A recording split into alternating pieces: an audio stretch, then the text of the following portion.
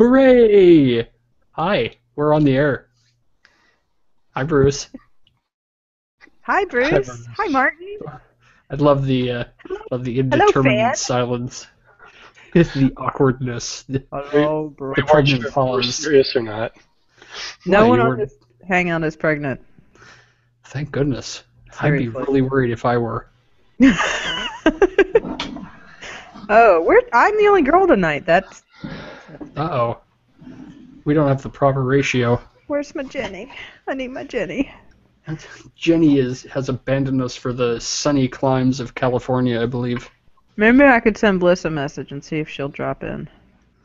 Well, you'll have to add her to the community if you want her to join. No, it's okay. Okay. By the way, we have a new Hangout E this week. Hi, Andrew. Hi. I don't talk much. No, that's okay, because you have evil glowing headsets. Well, I had to buy a new one because my old one, apparently Windows doesn't recognize the microphone anymore because I bought it in 2006. So, did it recognize the microphone before? In 2006 it did. So you're saying you haven't needed a microphone since then? No. Okay. I bought it specifically to play Battlefield 2, and I haven't played that in years. Okay. This is very exciting, people. We have anniversaries to celebrate today. We do? Oh, we do. It's not our anniversaries, of course, because Well, Peter, we're not married. Not yet. It's not legal. Yeah, we gotta wait for that whole making it legal for multiple people to get married to each other. And then we can form our commune. And besides, Texas will probably be the last state to do that, so... Oh, yeah, Texas. We're just gonna annex Texas, right? Well, allow Texas to in Dallas, right? Annexed, right? Yeah. Anyway. I think the coming plague will take care of that. Yeah, that was kind of my point. So I'm from Texas, and I don't even want to annex Texas. See? We can't even leave Texas to the Texans. Did I say the backwards word of the word I meant to say? Yes. Okay, let's anti-annex Texas. You mean allow Texas to secede? Yeah. I think she means force. Half one. We could keep Austin. Well, that's because they want to keep Austin weird. Anyway, no, anniversaries. This is important stuff. See, I have it written down on a Post-it and everything. That's how you know it's important, if it's on a Post-it. On this date, in 1958, NASA was formed. So NASA is now 56 years old. Happy birthday, NASA. 1958? 1958. Wow. I thought it would have been later than that. No? Was it NASA or was it the NACA? No, NACA was the predecessor. NASA was formed today in 1958. I looked these things up. Wikipedia doesn't lie. Come on. Oh, of course not. Right, because it's not like anybody can just edit a wiki entry. I mean, Totally. It's only people who know their shit that edit anything there. Also, on this define day, for me where the apostrophe is in the statement you just made. Yes. Anyway, also on this day in 1982, does anybody want to guess what happened? 82. 1982. Someone wore a ridiculous hairstyle. Cindy Lauper came out with Time After Time. No, today was the release of the first commercially available compact disc player. Ooh. Yeah, the Sony CDP 101, which was released in Japan 6 months before any other players were available, mainly because Philips couldn't get its act together and get enough players produced in time to ship at that date also. Do you guys big brain on Peter? Do you guys remember the early CD players? Yes. They were dog slow to load the table of contents for the disc. Like when I got my first Blu-ray player, I was amazed because it was the slowest media reader I'd had since the first CD player I got. But the Blu-ray has the excuse of loading the entire Java library. I don't know what the CD's excuse was. I guess it was 1982. Oh, by the way, just because I asked Martin to submit questions and he has, so I want to stop to acknowledge Martin having submitted a question. Martin's question is, what's on the TV that's semi-behind Jim McCloskey from the Clan McCloskey? Well, it's not semi behind me. It is actually behind me. It should be Anthony Bourdain. Yes. Yeah. I love that guy. That guy's awesome. Yay, we got a guest appearance from the voice of Romy. Oh, you guys can hear her? Yeah, we could hear Romy. Evening, folks. Oh. Hi, Romy. Say hi. I hear you. Yeah. So, Jim, when is Romy gonna Tired, join? otherwise I would come and join. She's running on like 2 hours worth of sleep because she was up late working on stuff for clients. Well, tell her next time she has to be on the show. See, Peter says next time you're on the show. Hell yeah. No excuses. As Jim told me, no excuses. Totally. So Andrew says no excuses. if Andrew says no excuses, no excuses. The only problem is that 2 weeks from now, American Horror Story is going to be on, and that's a scheduling conflict. Wait. Are you saying you don't have a DVR? No. We have on demand because we have Comcast, but You don't have another way to watch the show after it's aired? sure we do. Wait, you're telling me that you have to watch a show when it comes on TV? What Not kind of have to. madness is this? I'm very confused. Sometimes choose to. Just avoid spoilers. Watch it the next night. That's the way I do it, simply because I don't have time to go back and watch shows. You need a TARDIS. I'm all fresh out. I think you got the last one. I do. It's right here. Right? That better be a hell of a lot bigger on the inside. Speaking Make of it make the noise. Oh, he made it make the noise. Yeah. There we go. Speaking of spoilers and catching up, I haven't seen the last episode of Doctor Who. So. Me neither. Yeah, I'll be. So we're supposed to just not talk about it? Yeah, you can talk about it. Just tell me so I'll turn off my earplugs. No, okay. Anyway, just because I wrote this down and I have to say it, the Sony CDP 101, the launch price was about 168,000 yen, which was the equivalent of about $730 in 1982. So I took the liberty of adjusting that for inflation, and today that's approximately $1,730, roughly, give or take. Did you have nothing to do at work today, Peter? I don't work. Peter doesn't have anything to do at work any day. Totally. What do? I do nothing. Oh, by the way, also, Cartoon Network, happy birthday. Peter, Yes. your today's dollars is wrong because you can buy one for $200 off of eBay. I meant the original That's purchase huge. price adjusted for inflation. Well, why would I pay that one? I can get one for $200 off of eBay. Shut up, Tom.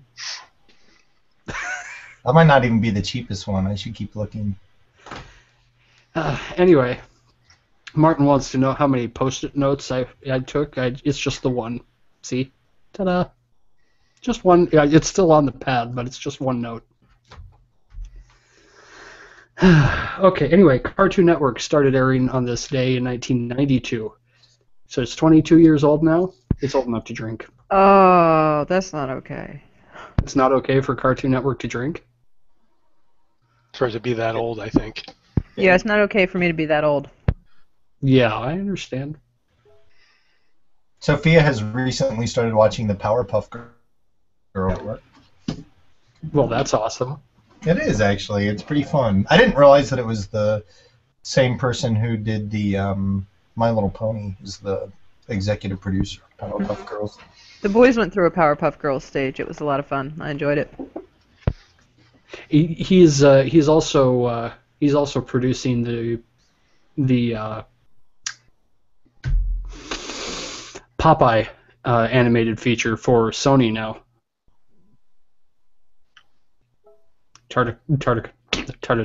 Tartakovsky. I always get his name wrong. You're all a real talkative bunch today, you know that? Okay, well, I know. You're the one with the list of anniversaries and things. Well, that was the only 3 things I wrote down, so there you I go. have to be It's careful gone. now and like mute my mic when I'm not talking because otherwise I get this crazy echo effect from Jason's computer. In fact, I can hear myself right now talking 30 seconds, or not even 30 seconds, like 2 seconds after I've said what I've said.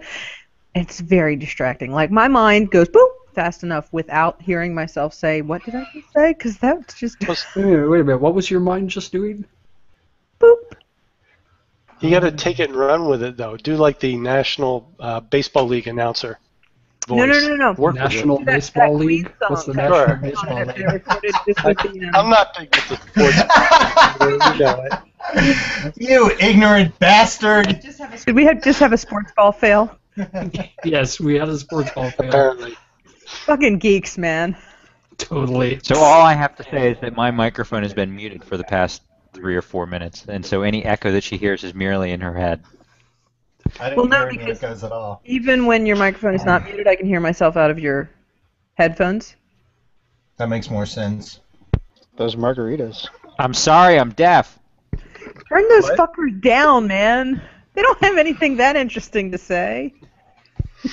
Especially not that bitch with the purple hair. Total agreement. As if. Jason, did you break your cell phone today? Come here, I got something for you. Yeah, he was ingressing. I just broke the cell phone works, right? It's just the glass on it. So now I have cut fingers. Oh, who needs fingers? Yeah. So you're going to buy a new have iPhone used now? this. It's actually a work-provided iPhone, so what I'm going to do is I'm going to go in and I'm going to request a new one tomorrow, and it will magically appear probably the following day.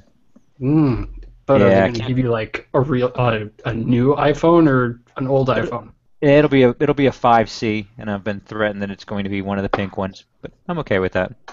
No Just problem. bend it. Does I'm sorry, what was that, Tom? Just bend it.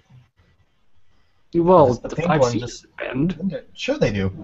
Well, okay, maybe it does. I don't know. I haven't actually used one, so They'll all bend if you put enough pressure on them. that's I true. wanted to get Jason some of those shirts like Cam wears on Modern Family, but I'm not sure if he can pull it off now that he's all skin and bones. Jason, for the sake of our entertainment, I think you need to put more weight on. No. No, we're good. Oh, okay. Never mind then. Honey, your face is frozen in a really funny face. Maybe you have bandwidth issues tonight, I think. No, I think he was just sitting in one position for a while. That's all. No, he's at neutral face now. He just laughed. All right. Can you guys Okay. see? Can you guys see that he's moving? No. Is he only frozen? for- Yes. Oh, okay, now he moved. A second. See, he's moving. He's just trying not to. Is all. We need we need fiber because we just do. Attention, Google, because we're listening. Oh, I'm sorry. Hello, Google. It's me, Peter. No. It's Okay. okay, Google. I always get this wrong. I'm sorry. But then again, Google is probably never going to lay fiber in my area, so. I can't believe it. Did you just make a Judy Blume reference and no one else in the room got it? No! That's what I God, I'm was so trying to do. disappointed. Are you Google? there? Are you there, Google? It's me, Peter. I've talked about the book before, haven't I, Jason? I think. Someone has talked about Judy Blume before. I don't remember who. I read that particular book when I was like 8 years old, and I had no fucking idea what was going on. Poor Peter. That explains so much. I mean, Tom. It does actually. Well, Are we talking it about explains a lot books now? about me, too, but I'm not sure what. I finally read The Name of the Wind. It's good, isn't it? It's so good that I finished reading it and immediately. Ebooks are dangerous, y'all. The second Immediately ordered the second one and read the second one. I think the second one should have been like 3 books, honestly. The second one is Like when not people give him shit quite about, as man, when are good." you coming out with a third book? I'm like, the second book was 1,000 fucking pages, and it was 3 separate stories. You know, wait, what is this again? I don't remember what the second book is called, but the first one is the name of Oh, Jesus Christ, Peter, we've only talked about this book series like 1,000 Yeah, times. that doesn't mean The I've been paying Wizard is Afraid of attention. Fire is the second one. Peter can't read. I can't remember. Yeah. Wait, To be fair, the only it's reason we Jim, picked Jim, it's you that can't read. It's me that can't remember. Oh, see, I can never remember that you can't remember. who said I that? should. Whatever. Jim just said it. What? I should reread the second one because I remember being disappointed with it, but I think that some of that might have been not that it was a bad book, but just that the first book set the bar so high. Hey, don't ruin it for me. I just started the first book. The bar is very high. Well, I'm okay, actually How's that ruining it for you? I actually thought that the first book was a little slow to get started because of there's the whole, I don't think I'm spoiling anything to say, there's kind of a story within a story situation. And so, I kept trying to start it and not, oh, shut up, Jim. Oh, the bar framing scene, you mean? Like all of the framing? Yeah. Yeah. And as I was, getting into that, I was like, wait, what? And because I started trying to read it and wasn't reading it back to back night by night because stuff was happening. But once I got into it and got into the meat of the story, I loved the first one. And like I said, I liked it so much that when I finished it, I went to my happy little Kindle store and bought the second one. And I really liked the second one. I don't know why. Like I said, I think if anything, if you didn't like the second one, it probably has more to do with the fact that it wasn't as tight of a story because it was really several stories. I mean, there are several different story arcs within the second book that happen. I need to reread both of them. Hopefully he'll come out with a third book soon, and that'll give me an excuse to reread the first two. And now I'm reading Margaret Atwood's Oryx and Crake. You all make me feel like such a fucking slacker. Yeah, I have no idea what Because y'all are I've got talking so about. many goddamn books stacked up all over the place that I'm like, oh, this looks awesome. I'm going to read that. And I put it down, I forget about it. I buy another book, I put it down because I forget that I'm going to read that. And then I've got a bookshelf full of things that I keep saying I need to read and I don't because I forget. See, I have Dead Tree guilt. I have Dead Tree books that I want to read, but they're so much heavier than my phone. I have a hard time reading for extended periods on my phone. The screen's nice, and for a phone it's a pretty decent size, but it's even a paperback's got a much bigger view than that. Have you fucked around with your font settings and your colors and stuff? Yeah, but it just makes it look funny. See, I read it. You get your big fonts on little phone No, see, I screen. read it in reverse, so I read it with white text on a black background because typically I'm reading in bed at night. Mm-hmm. And so that level of light coming off the phone is enough to not make me annoyed or give me a headache. Or sometimes, depending on what the font looks like in the book, I'll read it. There's a sepia setting that I mean, it's not like Kindle white, but it's it's not as glaring as the bright white. Mm-hmm. But yeah, I love reading on my phone because I can hold my phone in one hand and swipe with my thumb. And essentially, that I'm holding a book in one hand, and I can have the other hand, I do that with my tablet. It's a Nexus 7. It's not enormous. It's easy enough to hold with one hand and still turn the page. My Nexus 7 has pretty much become a full-time ebook reader at this point. So I used to crashes for everything else. I used to read ebooks on my iPad, but the problem is that I would halfway fall asleep and then drop the goddamn thing on my face and then wake up. So I like the phone a lot better because if I do drop it, it doesn't hurt nearly as bad. Typically doesn't hurt me or hit me in the face either. And like Katie, I enjoy being able to sort of read it one-handed, right? So I can swipe and hit the next page very quickly. One of the problems I have, though, is that if I have the font big enough, it seems like it's almost a continuous scroll or a continuous swipe. I can read fast enough that I can read the page. So I have to keep the font a little bit smaller so that I'm not going through it left and right. And to respond back to Peter, I love the feeling of having all of these awesome books stacked up. When I'm done with a particular book and I flip into the library section of the app, I'm like, what do I have left? And I've got 10 or 12 just top shelf stellar books to choose from. It's like a kid in a candy store. Ooh, I could read this, or I could read that, or I could read this, or I could read that. And I don't feel guilt about the fact that I haven't read them. I feel encouraged that I've got all this cool shit that I can choose from. And the Yep, account we you share, get that feeling. I just we share an Amazon account. So I love going into our Amazon account and like finding things that Jason has bought and being like, "Ooh, he bought this! I'm totally gonna read that." And then of course there's the SAP Administrator's Bible. Not quite as interested in that. The homebrewing stuff, and well, that's how she got the Patrick Roth for us. In fact, I think it was either Tom or Jenny, I can't remember, but it was one of the two of them that recommended the Name of the Wind. So I ended up buying it, and then I read it, and then told Kate she needed to read it, and then I bought the second one. I can't even remember now. Maybe they had a special. No, I bought the second one. They had a special on it. Yeah. They had a special on it, I think, so I went ahead and picked that up, but I have not read that one yet. Okay. You should read it and tell us what you think. It's probably going to be next because Katie had such a good time reading it. Right now, I'm almost done with Reflex by Stephen Gould. It's the sequel to Jumper. And apparently it has some good bits in it. Good bits. What's a bit in context?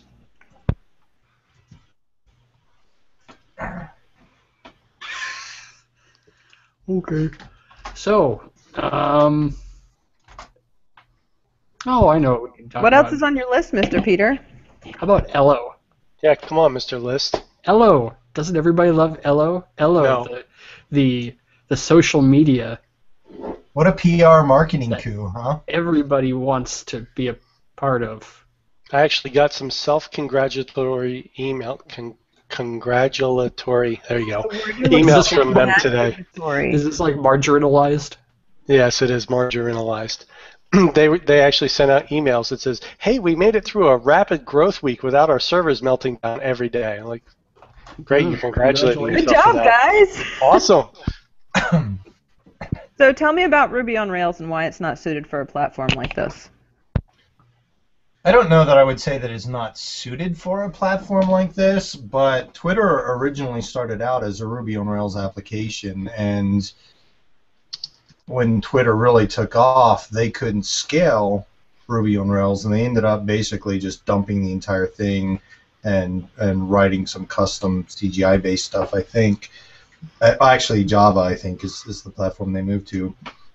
But what makes me think that Ello is going to run into problems with it is the fact that this was in the days before Twitter had, all of the media integration, pictures and all that crap built in. Twitter was simply 140 characters. That was their content, right?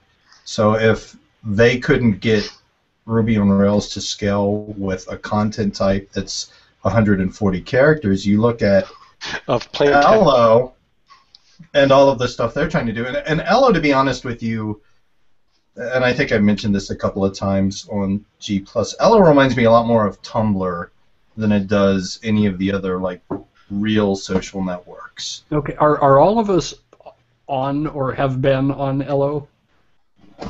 No, I didn't even bother. Well, you're not missing much. At No, least you're not at the not. moment. That's what I thought. It's I gotta say their design is something a very Lacking. well. I was gonna say it's something only a particular kind of user would love. I was trying to be generous. The kind that has to use a screen reader. Well, I mean, at least it's compatible with screen readers. It looks like that's a good start. I should also say, just so I don't piss anybody off, that Twitter's issues with Ruby. Wait. Why do you have to caveat it? What is Yeah. What is this self-editing stuff? Because somebody might want to hire me to do some Rails development, and I don't want to make it seem like I'm just pissing on Rails. I just wanted to say that Twitter's issues with Ruby on Rails is, 6 years old at this point, 7 years old, so the framework has grown. And also, to be fair to Ruby on Rails, that's not really what it's designed to do. Rails is designed for super fast architecture of a website. In other words, you come up with it and you can throw it up really quickly with Rails. So you're saying that in the time that's passed since Twitter debuted, you would hope that other people who are using that platform would have learned from those mistakes and made sure they didn't happen again? I'm sure they have. It's funny because Ello was down several times in the last 2 weeks. Despite the email that they sent out saying that they grew without a whole lot of pains, their service was actually unavailable due to server load. Well, that's probably IT's fault, though. We can't blame their platform. Yeah, it's not the There's programmers. 8 guys running. Come on. Well, there's That's 8 what- guys running it, and the owner or the founder says that he doesn't think they need more people. Okay. Yeah, sure. Well, there's no moderation, and there's no privacy considerations or anything like that. There's No, no you have to lock pay for anybody those. or to enforce that locking. So Right, he's well, you're gonna probably have- right. You're gonna have to pay something to get to get privacy features, and then you're gonna have to pay to shut down your account eventually, and Yeah, when you're they gonna pay even revealed more that if they you were going to abandon your account. So, when they revealed that they were going to charge for everything that you take for granted on other networks, I just didn't think I don't think it's going to fly long term. You know what though? The thing is that there's so many people trying so many different ways to make more power to them. Yeah, I would be actually interested to see how long Yeah. it flies, because there are, I would say that the majority of people who use the internet, who use Facebook, are like, I ain't gonna pay no money, and so they're fine with being inundated with ads as long as that means that they don't have to pay money. They don't really I don't think process the fact that by having their feed be completely manipulated, that's the way they're paying. So I'm kind of curious actually if the hipster contingent with disposable income is enough to make a social network work. Well, what was the social network that Mike Elgin posted about like a week or two back, where it was like a social network for like the country club set, where it was like $9,000 to join or something? What was that? Do you guys remember that? It's like a week or two ago. I think it was called the Senate. No, that's a no, different it one. wasn't that. Hang on, I'm That's looking for the it one right where now. the Koch brothers pay you to join. Oh, right. I was confused. Thanks for the clarification. Did It- you guys it all was, see the Voting Cats? It was it was Metropolitan. Yes, that's the one. Did you guys all see the Voting Cats? The voting cats. So, Americans for Prosperity, which is a Koch-funded, Oh, right. That, yes. I'm sorry. Go ahead. sent out official voter registration forms to a bunch of people in North Carolina with tons of misinformation, wrong dates, wrong addresses to send your voter registration to. And apparently, in addition to sending them to a number of dead people, including a dead baby, they sent it to one woman's cat. So you can now go to votingcats.com and check out the Tumblr of cats voting. I'm a little pissed that Mr. Whiskers did not get a voting card, because I think that he would do a better job of voting than a lot of legitimate Well, you know what? citizens. If you will send me a picture of Mr. Whiskers, I will put him on the Voting Cats Tumblr. You can Oh. even make the meme for me and whatever you think he would say. Wish I lived in North Carolina, because I could totally vote there. No, I think he would say the same thing that every cat says. Why the fuck aren't you feeding me? Kneel We don't before have a cat. Mr. Whiskers. I thought that cats were all saying I should buy a boat. No. That would be cool, though. Cats on boats. Maybe I should buy a boat. Very nervous, I think. We used to have a boat, Why do you say used to? because now we're landlocked. Well, And because then, we sold. and then Because he we took sold an the arrow in the leg. Yes. Yes, we did. I moved to North Carolina, which was very similar to taking an arrow to the leg. Knee. Arrow to the knee. I was Yeah, about to sorry. say that something didn't sound right about that. Sorry. Tom, I expect better of you. I've been mixing my pop culture metaphors all week. Yesterday I screwed up Monty Python, the Holy What? Grail. What? No, you I think didn't. it was in your did. thread. No, I don't think you screwed it up. I did. I I mixed. think I somebody mixed just missed different the parts. reference. I understood what the hell you were saying. I guess I'm fluent in Tom. Yes. Well, somebody's got to be. I am the geek speaker. Mm, The Tom Whisperer. Whisperer. The nerd whisperer.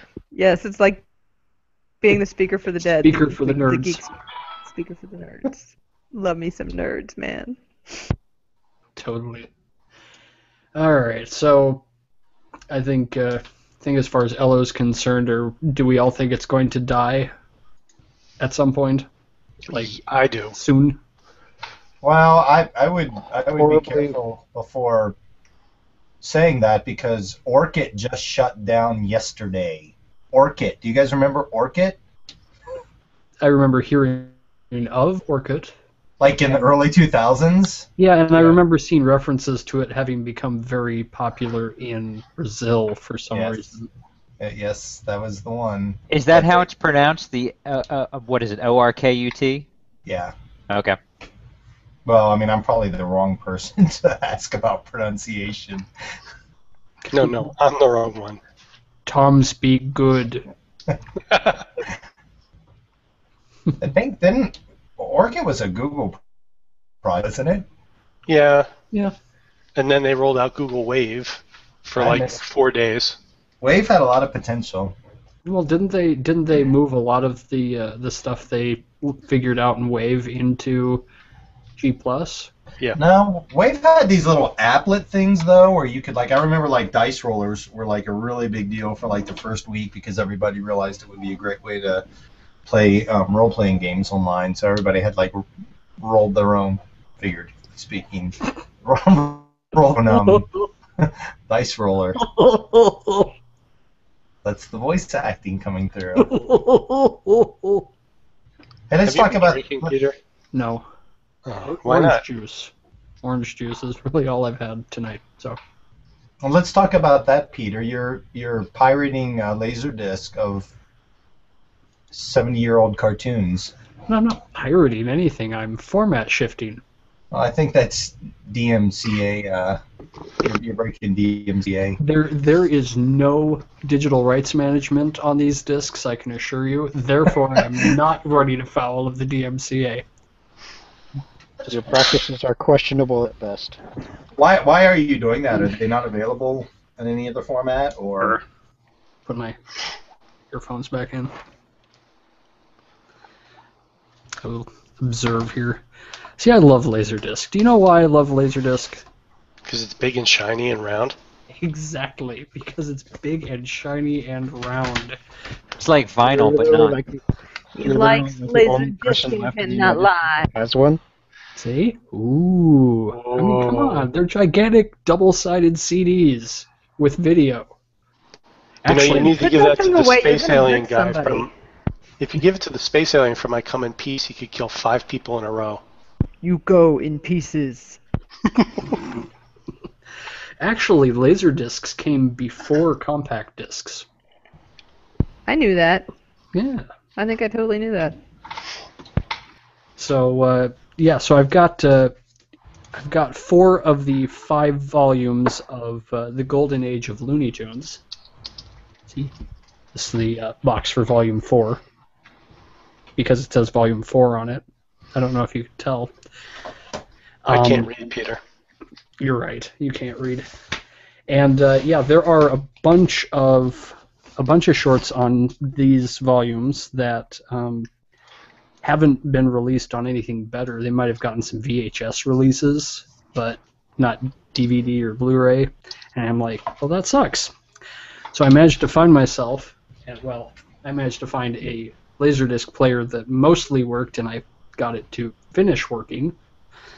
It needed some cleaning up and some parts oiled and greased and things. And a cheap capture device, and so I'm grabbing all of What's these the best ones. kind of lube to use for oiling and greasing your big LaserDisc? Is this a euphemism or? It is now. Yes, it is. It definitely is now.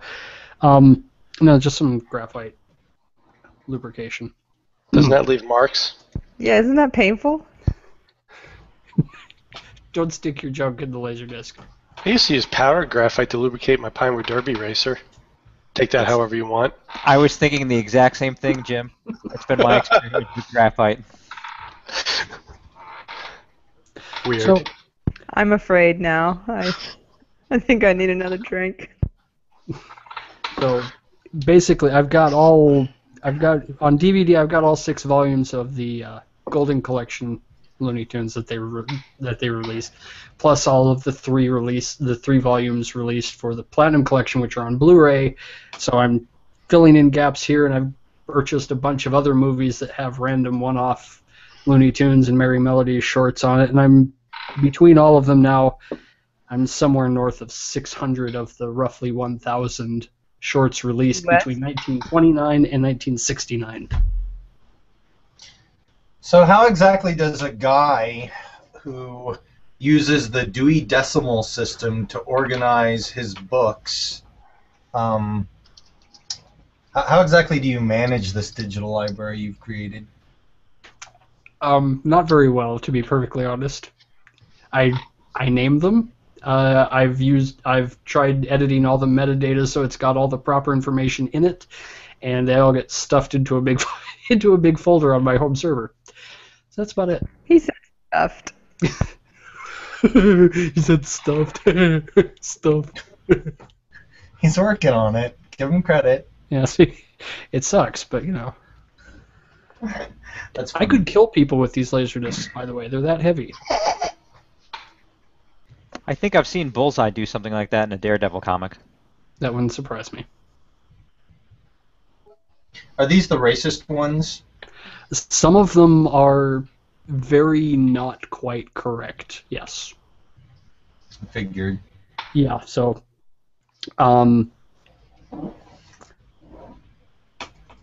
I was about to say something, but I forgot what it was. Never mind. Do you have the Donald Duck Hitler one? Yes, there are actually a number of duck-oriented shorts with ducks filling in the roles of various dictators, like the Ductators.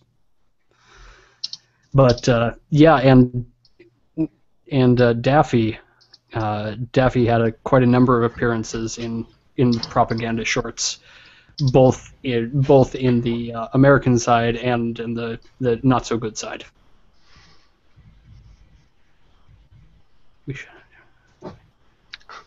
Peter, are you reading? Yes, I'm trying to read it. Like, what are you talking about there? Are you talking about me? Jim, what are you talking about? Nothing. Okay, anyway. Nobody's paying attention. That's great.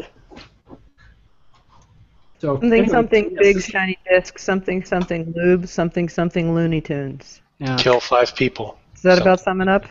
About sums it up. No, there is too much. Let me sum up. So there's going to be a live production of The Princess Bride in Austin with Carrie Elwes there, like, I guess reading along a la Rocky Horror Picture Show. I'm not sure, but man, well, about maybe he's going to be grandpa this time. What? Maybe he's going to be the grandfather this time. Maybe. Wait, when is this supposed to be? That's not far away. October 12th, I think. I posted it on my Facebook. You know he doesn't read. You can't say the F word here. He reads Facebook. He likes the pictures. That's not reading. That's looking. Well, there's a picture with the article, so. All right, Peter, if looking at pictures is not reading, what is it when you are looking at hieroglyphics? Are you reading? Yes. Well, Because you are interpreting those pictures into specific sounds that come together into words. you're assuming I don't do that when I look at pictures. Come together right now. Is there a standardized set of pictures as opposed to letters or glyphs that you use to read? I need a base. Possibly. Okay. I don't know if that's true or not, actually. What, about coming together right now? Or needing a base. That you're reading in the same sense that we think of reading when you're looking at hieroglyphs. Probably not. But I was trying to roll with the punches. Okay. Anyway, since Jim was volunteering to be active in this whole talking thing, what's up with this Etsy crap?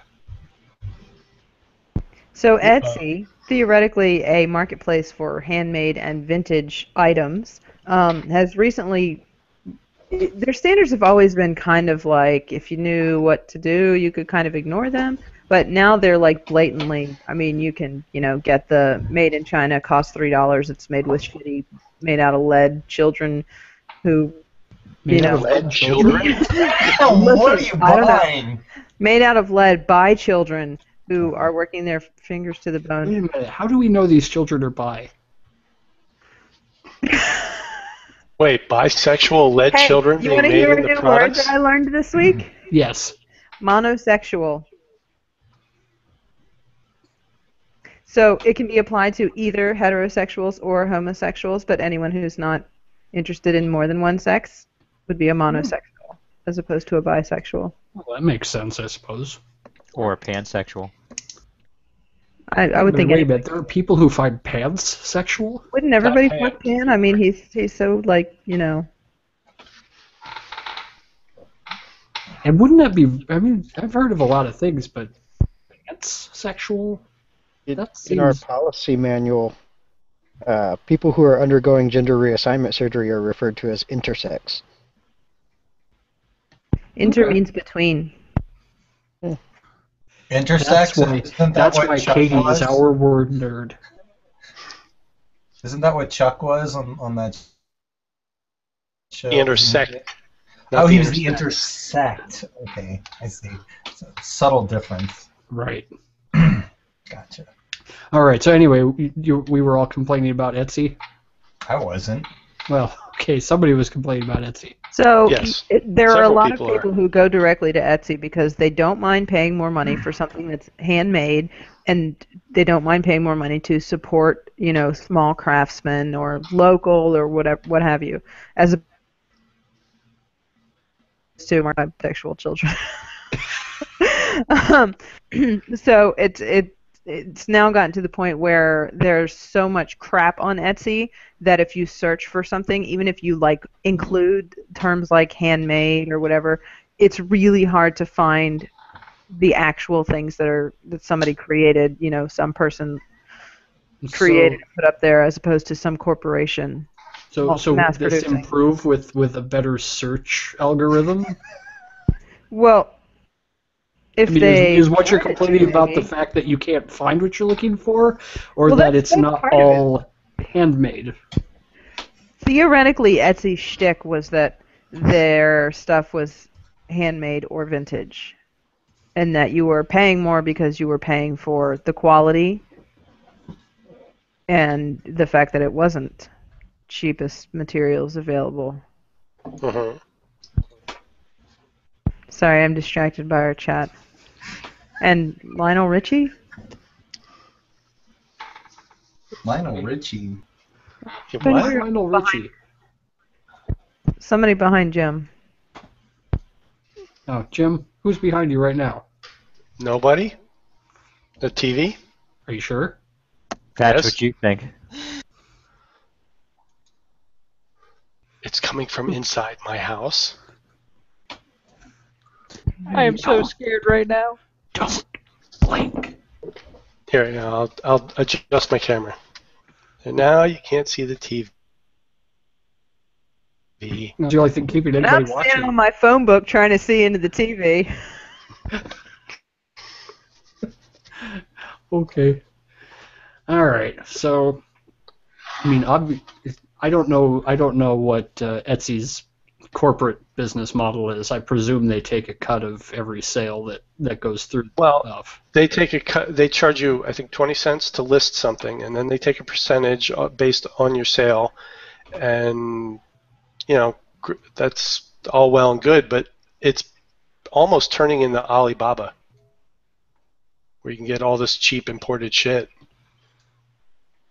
and that's rubbing some people the wrong way.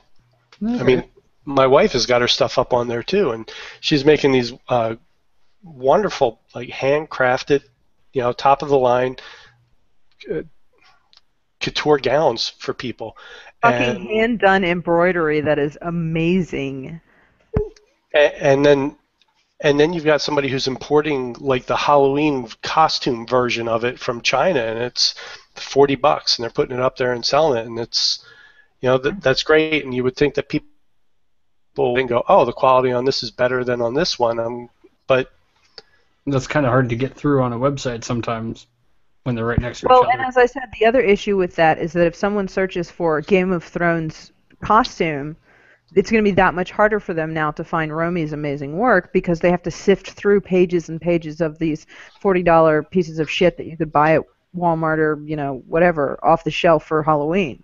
Well, unless you want to pay Etsy to promote your stuff the same way that you would promote or pay Google to have an AdWords campaign running, and or the way that Facebook is now making pages pay if they want their posts to actually show up. So let's compare Etsy to Facebook because then everyone will understand that they're doing bad. I don't use Facebook, so I don't know. That's because you can't read. No, I can't remember to use Facebook.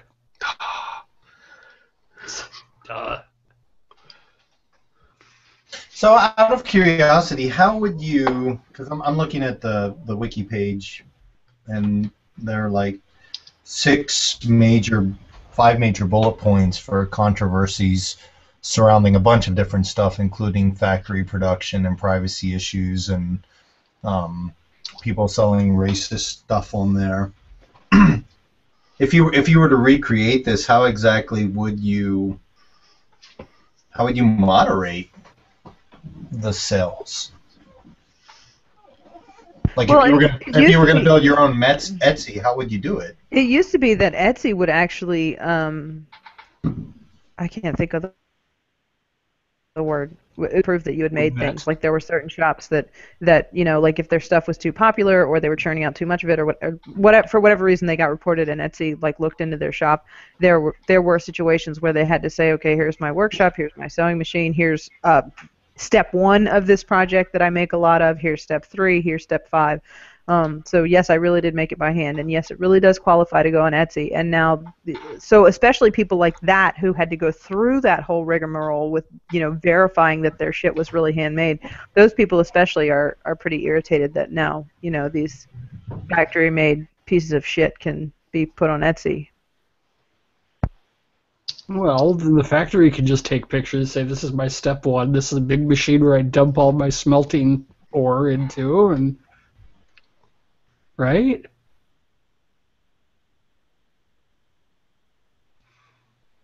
Okay. Yeah, I guess. Yeah. I don't think it's quite the same thing. No, the idea that it was a product that was made in a private workspace by a single person or maybe a couple of people, depending on what it was, you know, by hand, not mass produced, is really where I thought that they were going with it. And away from that, and you can just import, you know, bundles of crap from China and put it on Best Buy. Making too. I never had a lot of success with Etsy. I put my tie-dye up there the first couple of times that I made batches, and I don't think I ever sold anything that wasn't specifically made for somebody. And part of that was because, I mean, any asshole can go to Michael's and buy a tie-dye kit and then throw something up there and say, you know, this is tie-dye. And, you know, if that's what you want, good for you. But if you want, I mean, like the way that I do it, it's brighter colors. You can ask for whatever you want. There's more. Part of the reason that I never sold anything through Etsy was because what I was selling was already saturated in that way. Like, you know, anybody can buy a pack of T-shirts and spend $10 on a dye and make 5 T-shirts and say, oh, it only took, you know, $20 to make these 5 T-shirts, so I'll sell them for $10 each, and that doesn't even hardly cover my costs. So I don't know where I'm going with that.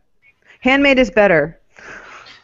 Well, I guess where I'm getting at is, okay, well, I understand where you're starting from. Okay, some people are willing to pay more for the skill and for the amount of time that goes into it. Like, I mean, like Romy's is just, I hate to harp on it, but, you know, her stuff is fabulous. I agree. And just to be fair here, I've bought stuff from Romy too. So I understand where you're coming from that, and I think I understand where you're starting from. I think you've bought stuff from me too, haven't you? Not on Etsy.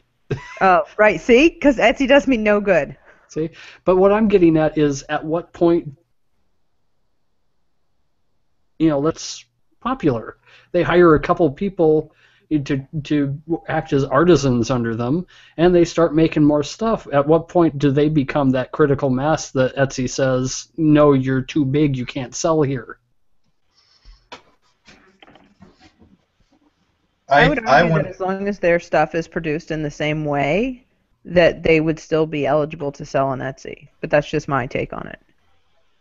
I mean, and there's like, a lot of people sell the little crochet animals. So if you have 5 people churning out crochet animals for you, if I have my sister making the legs and I'm making the bodies, and a third person is sewing the legs onto the bodies, but we're still making each step by hand, a person is still doing each step, I feel like that's still, you know, fairly handmade. Even though the process is made a little bit faster by the fact that each of us is, you know, doing our step over and over and getting a little bit faster and a little bit better at it. Are individual 3D printed items kosher on Etsy? Say you have your own 3D printer at home. I don't actually know the answer to that. I'm sure they are now. I don't know if they would have been, 5 years ago when Etsy was handmade only and, Right. by artisans for artisans. I think that 3D printers would be, or 3D printed products would be all right on Etsy. It's when you get into the injection molded plastic with the machine that handles all of that for you on a mass production type basis that you've completely gone off the rails for being a case for Etsy. So I can go ahead and put down a couple $100,000, buy 20 3D printers. I'd be kosher. I think you're pushing it now, Peter. You realize you're pushing it on purpose, but yeah. I don't know. That's a mass production assembly line. It would be really hard to enforce a really clear line that says everything above this line is bad, everything below this line is okay. I don't think it would be hard to enforce if you had a small site with a limited number of users. I think the issue is probably that Etsy has gotten so big that the enforcement of those policies has just gone out of, it's just out of their control now. So it's more like they just threw up their hands and said, fuck it, come on in. Well, and then just take everybody's money. At some point, that greed has got to become very attractive. And judging from their wiki article, that point was around 2011. Doesn't appear to be anything new. Right. I mean, they've been, so the thing about Etsy, it's sort of, and in fact, going back to Ello, the same thing will happen with Ello eventually, because Ello has their little manifest, right? Their little, we're gonna do social networking good, right? But eventually, is this kind of like Charles Foster Kane and his little manifesto in Citizen Kane with the newspaper? No, this is even worse. It's nice for the LO guys because they're sitting on a giant chunk of venture capital. Eventually that'll run out and they'll be scrambling for cash, and they're going to take from whoever wants to push them. The giant chunk of venture capital isn't actually all that big relative to their ambitions. Okay, so then it's going to happen sooner rather than later. Yeah. No, I think that I don't think it really matters what the ambitions of the person or people who started a company is.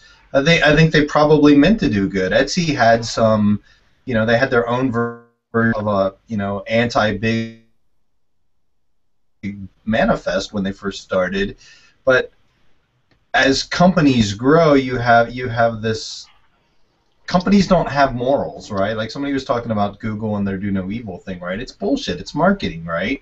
And the same thing is true of Apple, and the same thing is true of Microsoft and all of these other companies. They don't have a moral compass because companies can't have moral compasses. They're, by their very nature, they're amoral, right? But I think that you can get close to a moral compass when you're small, but as you get bigger, you have to let things slide because it becomes paying your employees. Even if you're not beholden to your shareholders, you still have. I say you can still, as a big company, you can still do good things.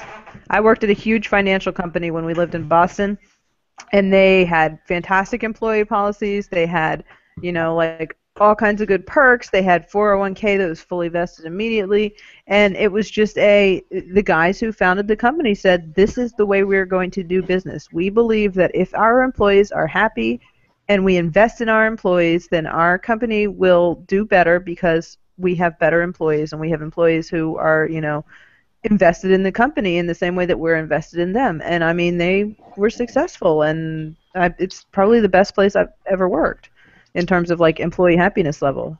So I mean, I think you can, and it was a gigantic company. I mean, we're talking like several buildings in the Boston financial district, full of people. So I mean, the IT department alone was like 300 people because they had to support whatever.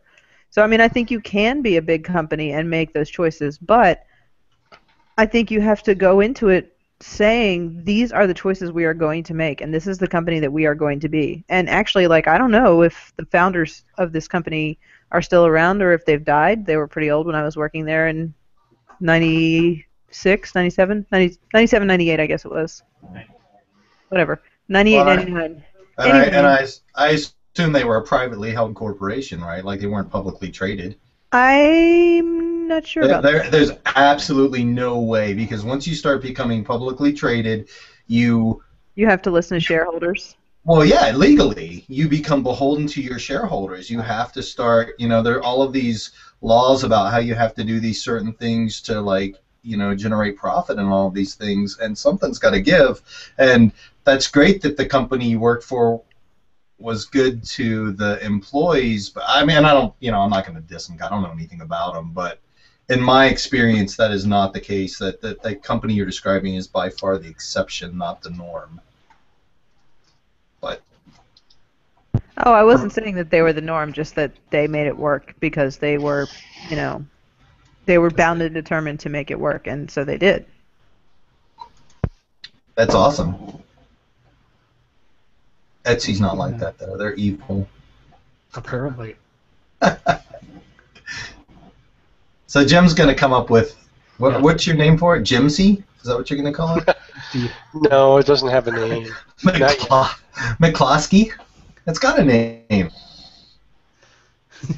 Mickey Jims. There you go. No. Romy Shinies. No, just playing around with the idea at the moment. There's no name, no nothing. Alrighty. It's a good idea. I think we need to make Andrew do some talking now, because he's like being very quiet. I'm shopping for tents at Cabela's. Oh, I thought maybe you were cruising Etsy. No. So what's going on, Andrew? Tell us what's going on. Something's going on. Well, before Andrew starts, let me just say that he is now tied for the most recurringest special guest on this show. With like 4 other people. Right. No, 2 other people, I think. I thought it was, 2. Alt Jim and the Sam. Yeah, see? That is... Has Jamie been on more than once? Oh, yeah, and Jamie. Oh, Jamie. Yeah, so there you go. So you, alternate Jim, Sam, and Jamie are all our recurringest guests ever. I hope you're proud. Unless you count Jason, who just won't go away. It's kind of like that old joke. The first time you come over, you're a guest. The second time, well, that might not be a joke, but Sure it is. Yeah, well, it depends what family you're in, I guess. Never mind. So anyway, as I think I remember seeing Katie and Jasa and Brood going to see the Box Trolls. Tell me about Box Trolls. No? It was a good film. So it had a good message. The animation was really good if you like stop motion animation. Now that's not everyone's cup of tea for animation. It was also, I guess, I'm trying to think of the best way to describe it, a little disturbing, right? The way that some of the characters were and the way that some of the characters acted. In my mind, and it might just be because of the accents of all of the actors, but it seemed like it was very British. Just sort of the tone of the film in general, that there was a lot of sort of creepiness to it that I don't think, as a, and I hate to use this pejorative term, but as an American story would have had that tone of creepiness. I think there are some things from children's stories that the Brits do differently than Americans do, and this film imbued a lot of those qualities. But it was well done and it was fun. A lot of kids in the audience had a good time. I could have done without some of the more gruesome aspects, I guess. But good time was had by all. There were boogers. Boogers? Oh, it must be an awesome film then. Now the thing that interested me from a technical aspect about this. Now I haven't actually seen the film, but I saw something, an article on the making of it at some point, and it looked like instead of using any sort of like pliable material for all of these models, they basically printed every possible angle and pose for all of these characters on 3D printers. So every different... Which you could sell on Etsy. which you could sell on Etsy. How exactly were they produced? Was it one person handcrafting them, or? Well, hang on a second. If it comes out of a 3D printer, can it really be considered handcrafted? Well, but they're selling. Well, you could We covered this while you were making drinks. Oh, well, excuse me for being an alcoholic. I meant having fun.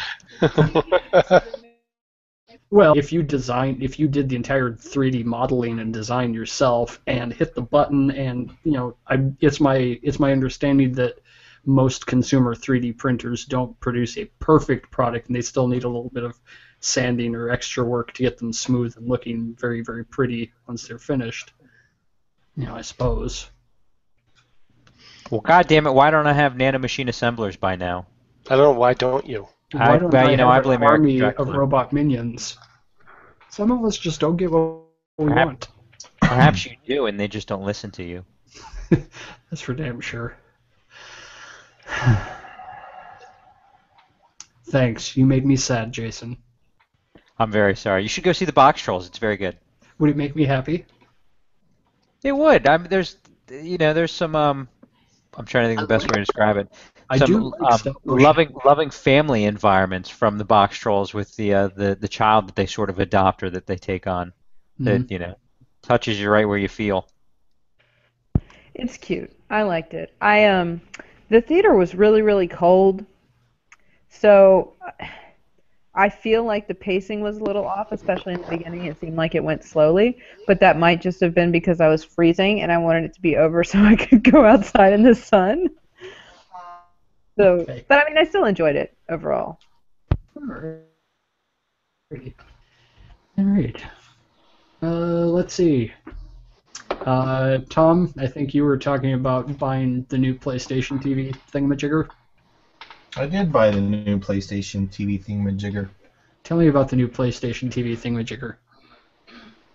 Well, it's actually what it really is it's a Vita or a Vita, but instead of having a screen, you plug it into your TV. It costs $100.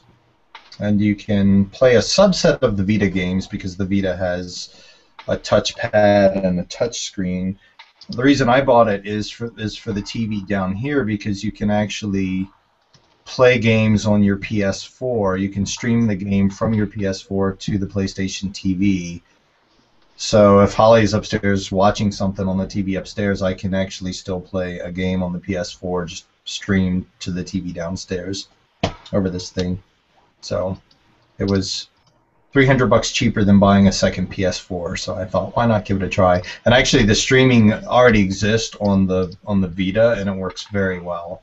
It's kind of weird. This new era of gaming we're into, like the PlayStation Now thing, and I think that Steam is also kind of experimenting with this, where they stream the games, which isn't like you downloading an image of the game and then playing the game. It's like there's a server farm somewhere rendering the games and taking your input and then showing you what happens from your input, and it's all doing it on real time over 5 megabit internet. That's crazy, dude. This is the future. Well, we are totally remarkable. living in the future.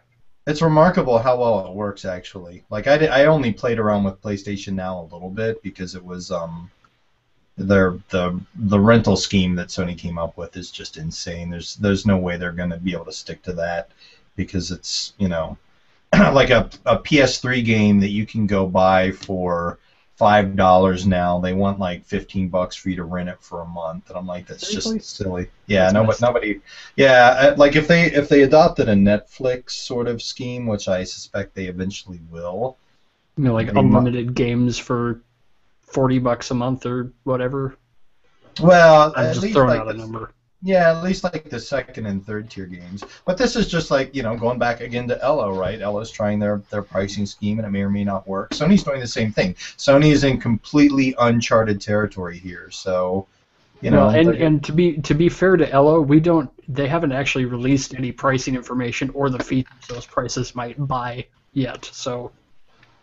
I kind of got the feeling that like I was just talking out of his ass. But it's in any event, it's the same thing where Sony is just like, well, we have no pricing model at all to compare this to, so let's just try something and see if people will pay for it.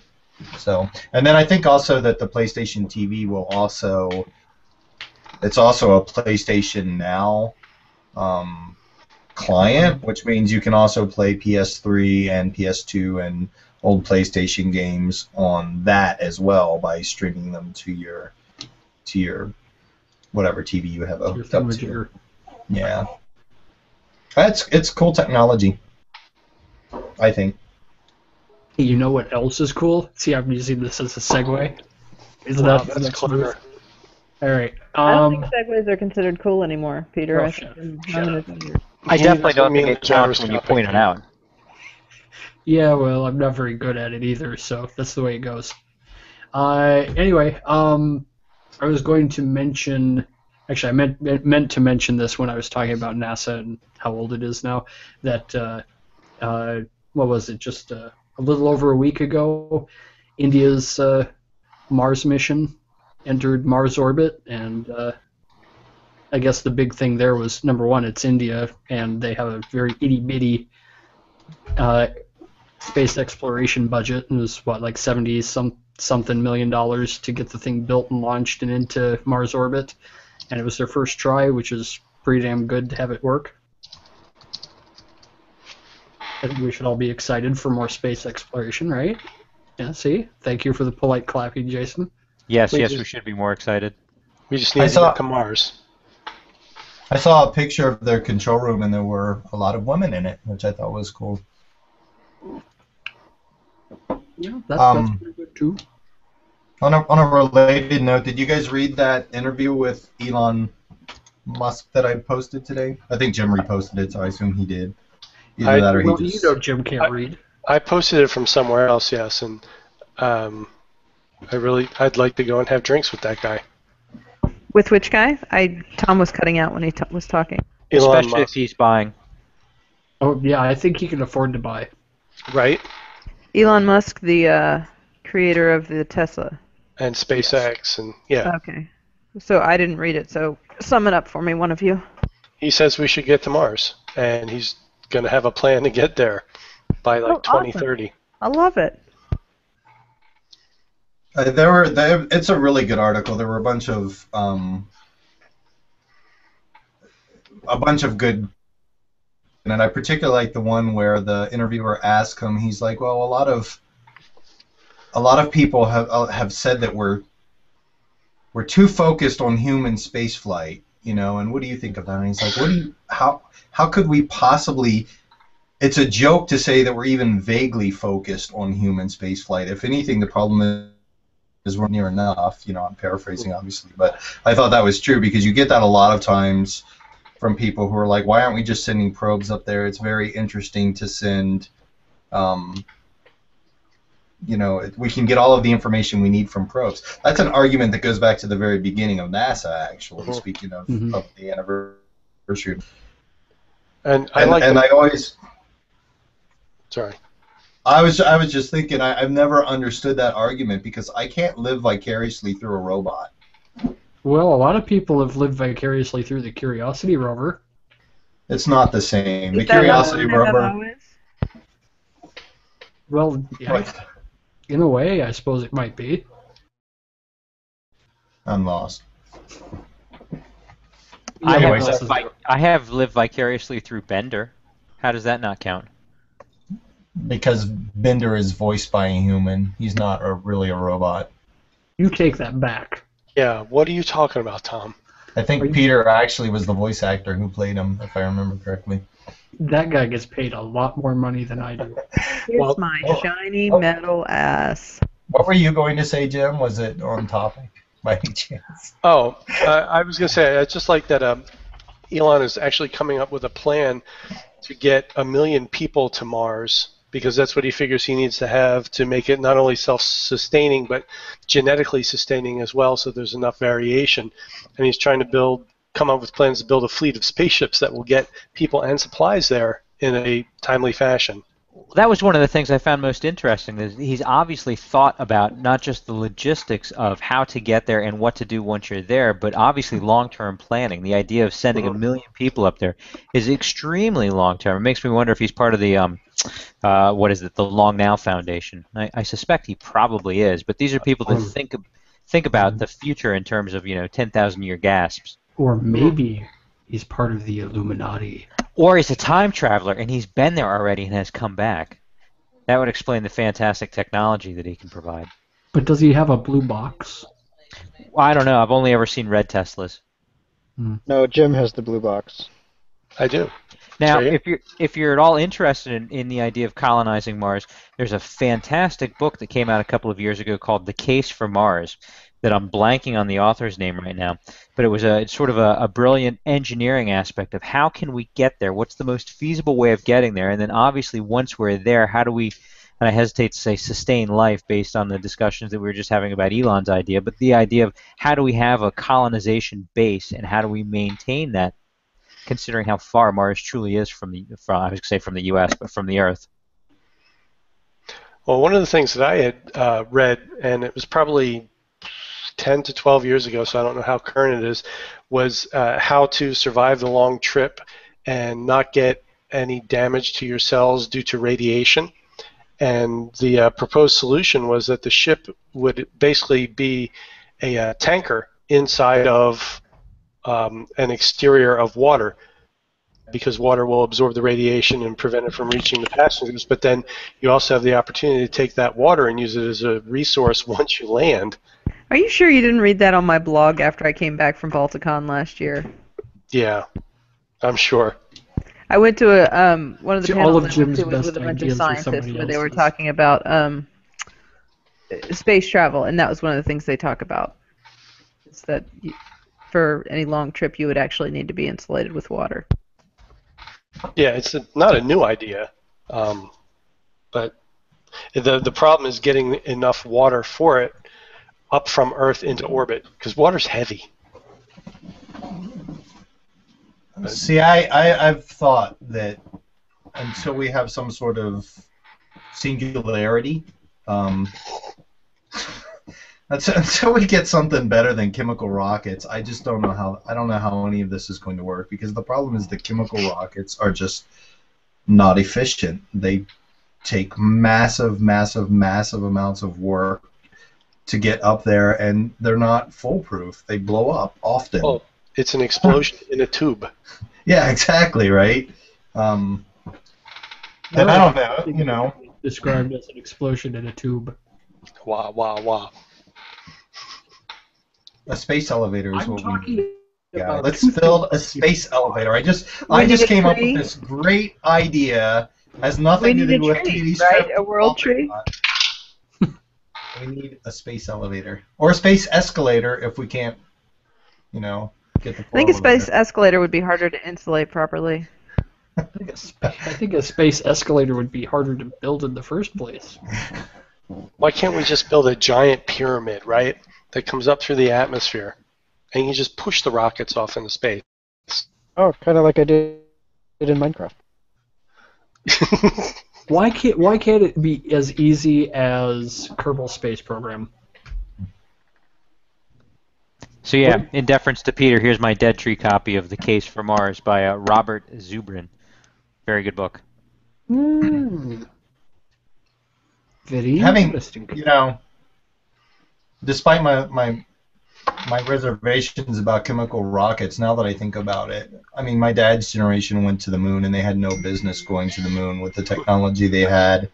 They really didn't. I've read enough history of Apollo to know that That there's no way they should have been able to do that. without getting a lot of people killed. I mean, 3 people died in Project Apollo, not counting astronauts who flew airplanes inside the building and stuff like that. But Do I need to get the tinfoil out here, Tom? why? Oh, I don't know. You're dangerously close to saying that it was faked. Oh, no. Protect your net from the radiation. No, I'm not a denier at all. In fact, my dad was working for GE, and he worked on Project Apollo. I just think that they, through some amazingly clever engineering, they were able to do things with technology that they really shouldn't have been able to do. I mean, But isn't that how you get the best advances? When I you guess. you take the barest understanding of something and throw yourself at it, and then make it work. Yeah, and you either end up with, right? I don't know. Sure, absolutely, right? I've talked to my dad about it, and he's like, well, we went to the moon because nobody told us we couldn't, right? Like, Right. we didn't realize that we couldn't, and that's probably exactly what you're saying, but anyway. So we can go to Mars. Fuck yeah, we can go to Mars. Let's do it. Mars, fuck yeah. Fuck that Etsy clone thing you want to build, Jim. Let's build a rocket. That's way more interesting. All Andrew, right. you want to sign up to go to Mars? Yes, I am on board with rocket building. Andrew, you going to Mars? Sure, why not? All right, we got our first volunteer. Sounds really thrilled. We'll send him with a spacesuit and a broom. Wait, I bet they are have we a going nice to have place. high-speed internet and gamer computers, or what? If we don't, Would it get you on the rocket if we said yes? 15-minute latency at the speed of light. No, we just need to have enough gamers on the colony that we can all, have a like a giant land party. plan. Get you I don't Mars know. land Exactly. party. Mars Land Party. I'm totally writing a book called Mars Land Party. Maybe. I thought you fuckers said it was a landing party. So, I'm out of here. You could get some serious lag jumping going on though, from Mars to here. Well, that's what I'm saying. So you would have to have everybody be on Mars. have you guys seen those articles that are going around about how Steve Jobs, and not just Steve Jobs, but a bunch of Silicon Valley high-level executives don't let their kids play with iPads and cell phones and other technology, and in fact go so far as to send them to schools that have no computers because they believe that the computers are interfering with their creative development? You think that's a... You haven't seen the articles? Nope. Yeah, well, they're going around, and apparently this is a real deal. Like they're- Why do you know it's real? Because you read it on the internet? This Week in Tech news article about it, among other things. There was a Washington Post article about it. But yeah, I mean, both of those things I experienced over the internet. So, maybe you need a tinfoil hat. I'm not saying. I'm just saying. There's a school in I don't know where it is, Silicon Valley, sure, called the Waldorf School. That's very hard to get into. That prides themselves on not only not having any computers, I guess, but not having any TVs or anything like that. Mm-hmm. But well, I can see what the attraction might be of something like that for a particular kind of person. I just think that being able to use technology, is also an important part of just being a functioning member of society anymore. I mean, Right. not everybody can. Right. I mean, having an impact on the larger world isn't going to happen for an Amish person with a great imagination. that was kind of my thought, was that it's great for these guys because they're so rich that it doesn't matter whether their kids come out of school with the ability to function in a technologically driven society or not. Who cares, right? Mm-hmm. They've got their trust fund to keep Right, them afloat. or they can certainly provide the extra training or guidance elsewhere without any issue. Yeah.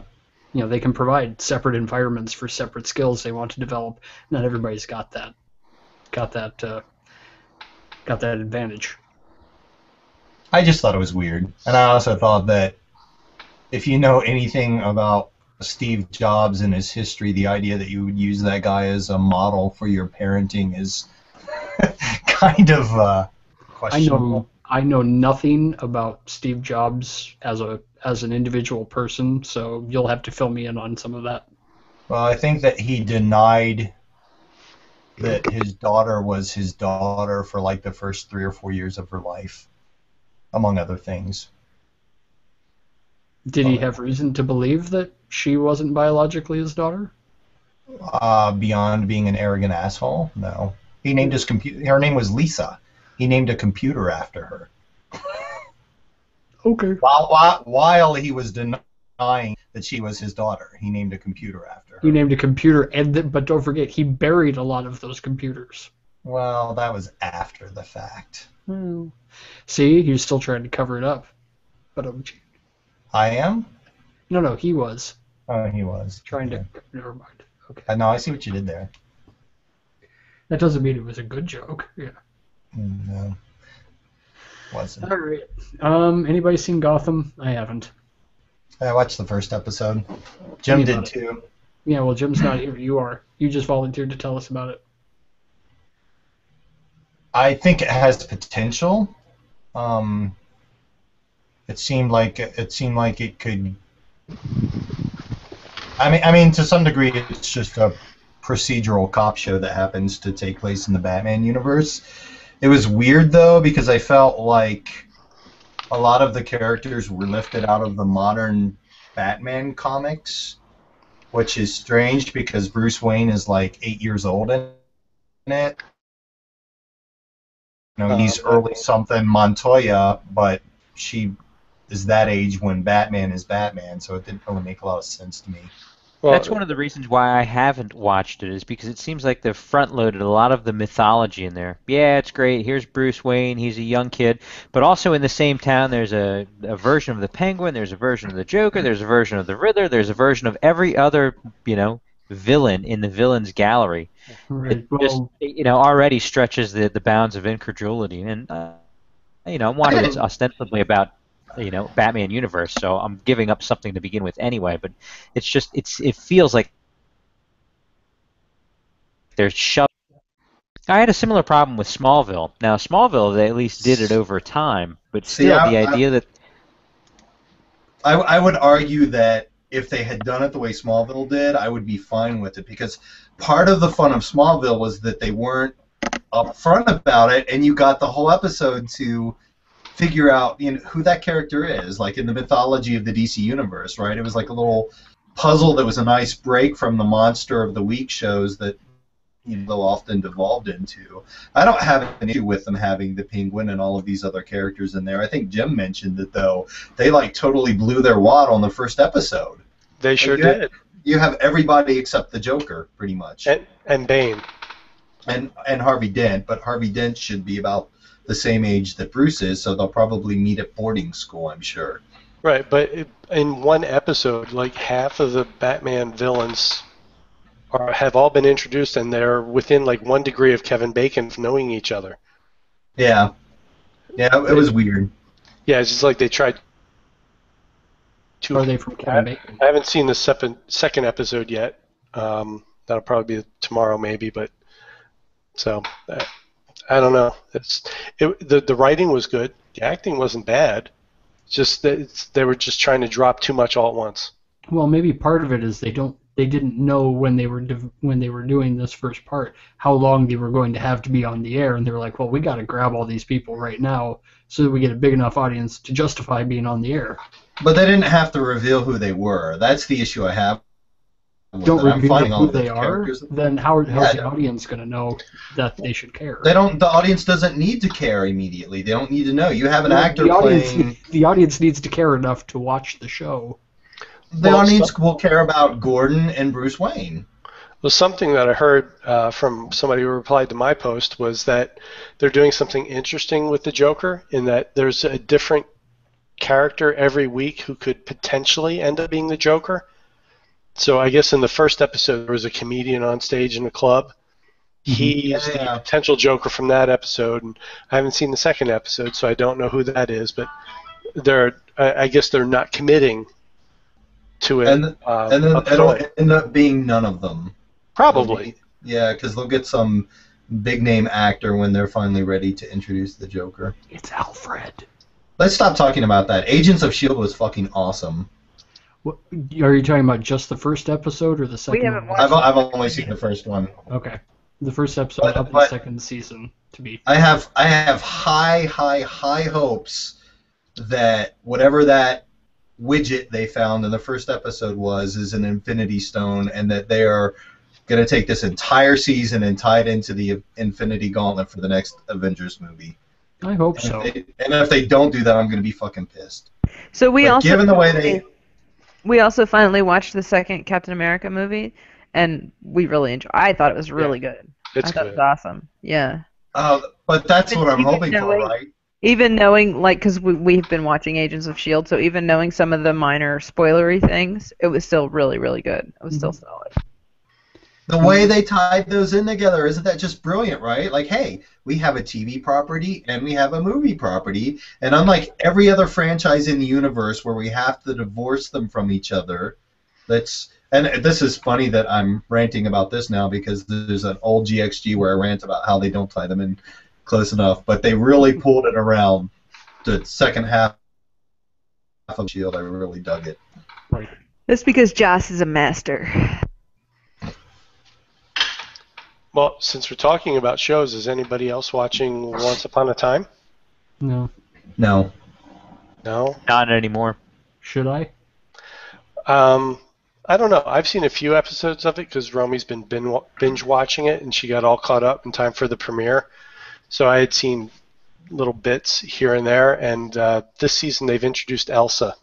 Mm-hmm. Yeah. Holly watched, I think, the first 2 seasons, I think. They're on season 3 now, right? We watched the first season and maybe part of the second season.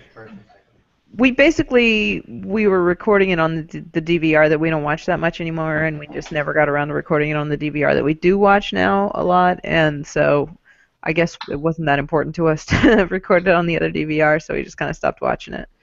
But we enjoyed it, at the beginning. We also were watching the other fairy tale one that started at the same time that had the Drew Goddard. Grimm. Yeah, Grimm. Had some Joss Whedon alumni on the staff. But yeah, I liked Grimm as well. But again, it was a police procedural that just happened to take place in a kind of fairy tale. Marginalized. Listen, tequila. I can say that just fine. Okay. I'm not gonna hit the floor. What? I don't know what you're talking about. So you guys saw that blog post that's been going around G+ where the guy's bitching about the new Doctor Who and how he's broken all of the rules or whatever? Yeah, fuck that guy. I have no idea what you're In the ear with a chainsaw. Thank you. Yeah. Okay. I just want to make sure we were all on the same page. I can't honestly say I've seen it, so. We are all on the fuck that guy page, yes. Yeah. Here, Peter, we'll sum it up for you. The guy who wrote the article has clearly only watched New Who, and probably not an awful lot of Eccleston. Mm-hmm. So now that we have Capaldi, he's going, oh my God, he's so mean, and he's so not what the doctor said he ever was. And he's just wrong. It's like, I haven't seen a ton of classic Who, but even I know that sometimes he was just a big-ass jerk. Just wrong. Yeah. He is wrong. I've only seen one episode of Capaldi's Doctor, but he's wrong. See? I'm digging Capaldi quite a lot, actually. Yeah, I am as well. Yes, I am as well. I thought the scary, the hiding under the bed thing, that one kind of lost me a little bit, but then Holly and I were talking about it, and it was pretty clear that I wasn't paying enough attention. Because she explained the plot to me, and I was like, oh, I didn't catch that. That makes a lot more sense. I still have an issue with it, but only one at this point. What's the issue? My issue is that if it's the same issue I have with going back to what we were talking about last time in The Shining, right? Where The Shining could be the Stanley Kubrick Shining, could just be about a guy who's insane, and the entire supernatural aspect of it could be complete bullshit, right? You can watch The Shining and come to the conclusion that it's all in Jack's head, except the locked storage room that he gets out of. There's no explanation for that other than supernatural. And the thing about this all being in the Doctor's head makes sense except for the kid on the bed. Or the thing on the bed. What was the thing on the bed? If Clara says it's all in the Doctor's head, what was that? They all saw it. Right? Okay. I didn't see that episode, so I have no idea what you're talking about. Your logic befuddles me and shakes my worldview to the ground. Have another drink.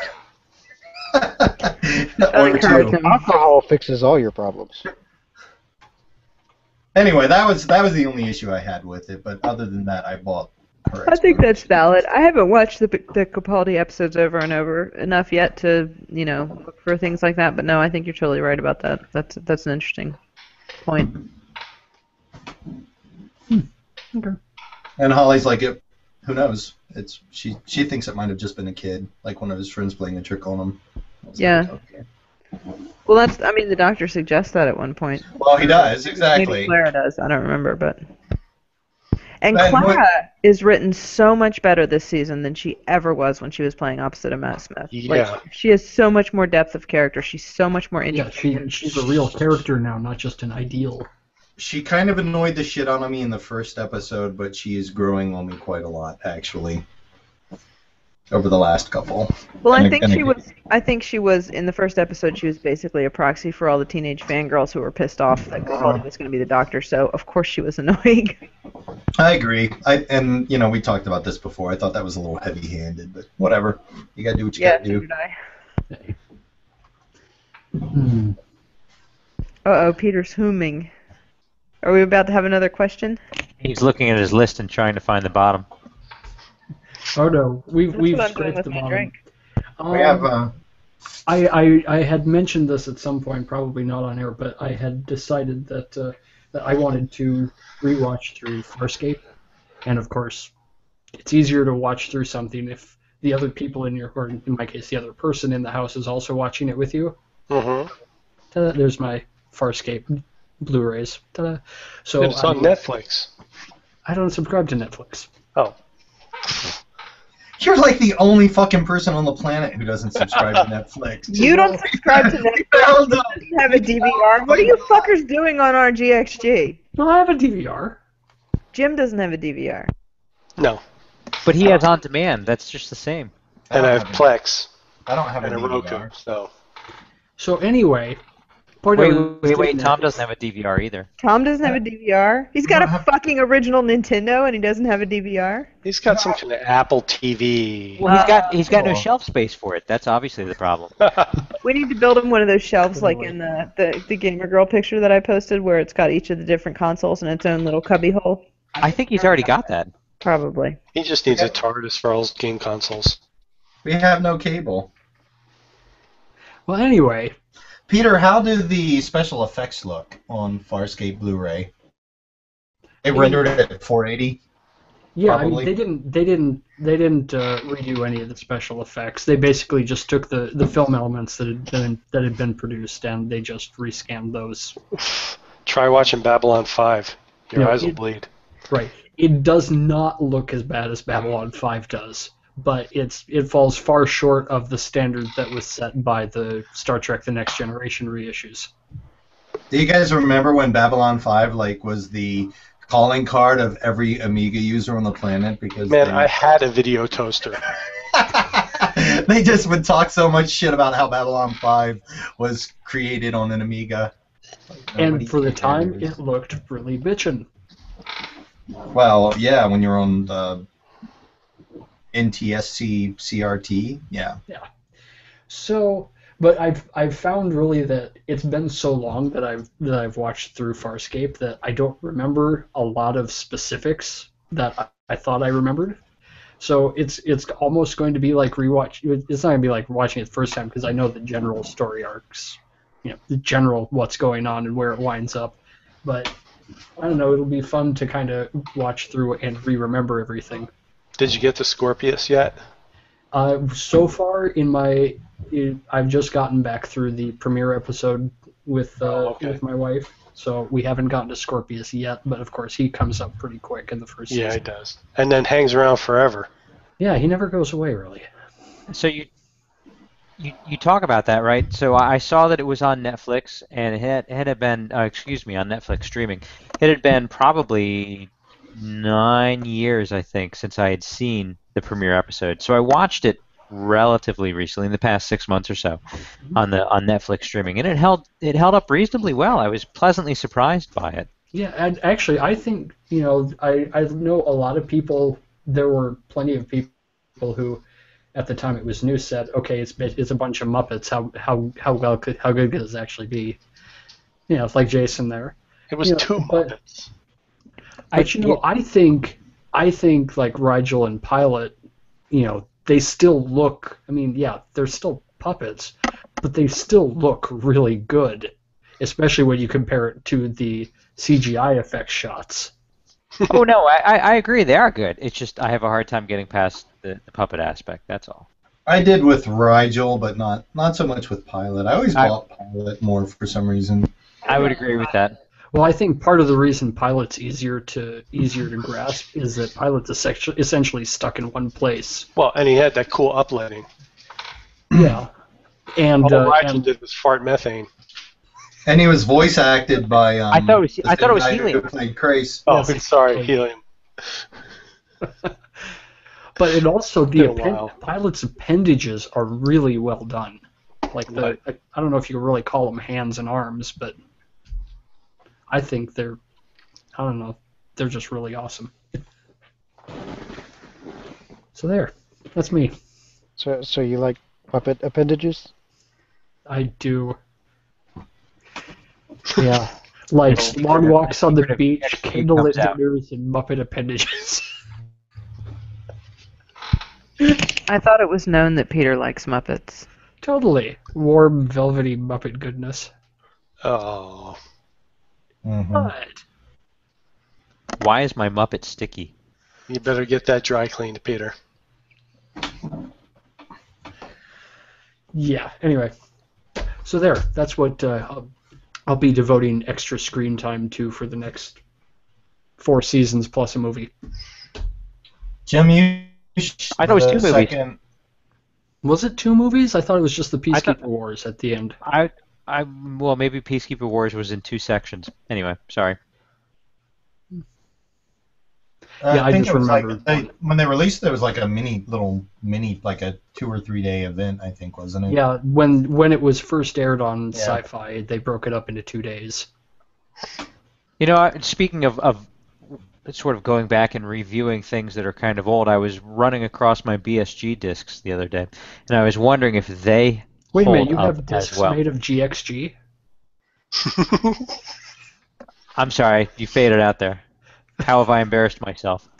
I was asking if you had discs made of GXG. Who doesn't? I said BSG, Battlestar Galactica. The 2004 reboot? Correct. And I'm curious if that holds up, right? It was such a product of the time with the overtones of the Bush administration that I think I just... Go ahead. I was going to say, I think that the first 3 seasons of that show are some of the best science fiction to be released in the last 30 or 40 years. I agree. And then the 4th season is so not good. It really has kept me from going back and rewatching the first 3 seasons, which is sad. So is it the mythology of it that just gets too overwhelming? They start breaking their own rules. I mean, by the 4th season, it becomes completely fucking obvious that the Cylons have no plan and are just as clueless as everybody else.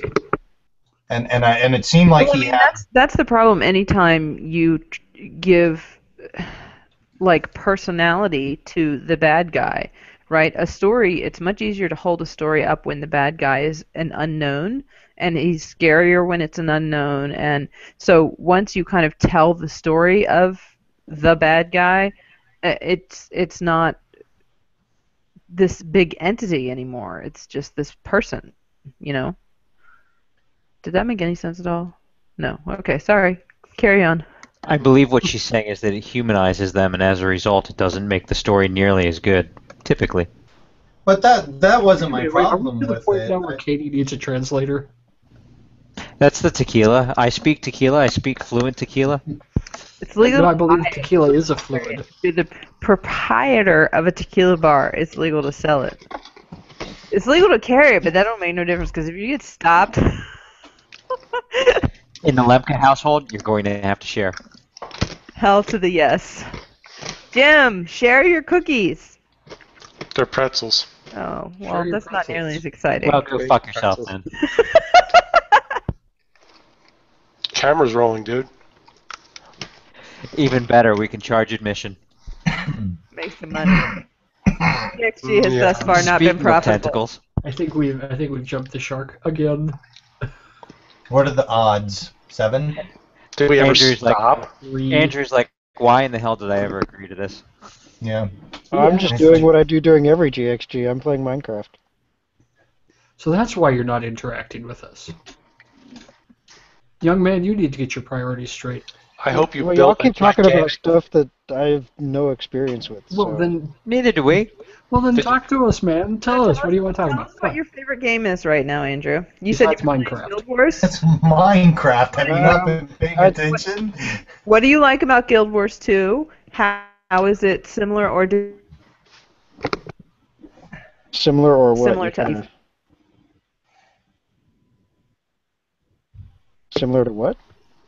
You're breaking up on me. Sorry. I said, what do you like about Guild Wars 2, and how is it similar or dissimilar to other MMOs that you've played? Shut up. Answer in 3 parts, with the third part first, followed by the second. Oh, screw you. I'm not really a big MMO player, and I think what I like most about Guild Wars 2 is that it basically just lets me roam around and do whatever the fuck I want. A lot of MMOs feel scripted to me, where they have, go over here, do this quest, and then you can go to this other area and do this quest. But Guild Wars, I can just roam around and I get experience for damn near everything. So I guess the open gameplay aspect is what I like the best. But I haven't played it in probably a couple weeks now. I haven't played it in like 3 months because I can't remember my password. That's probably a problem. Yeah, I Don't you use the think I have password manager? mine.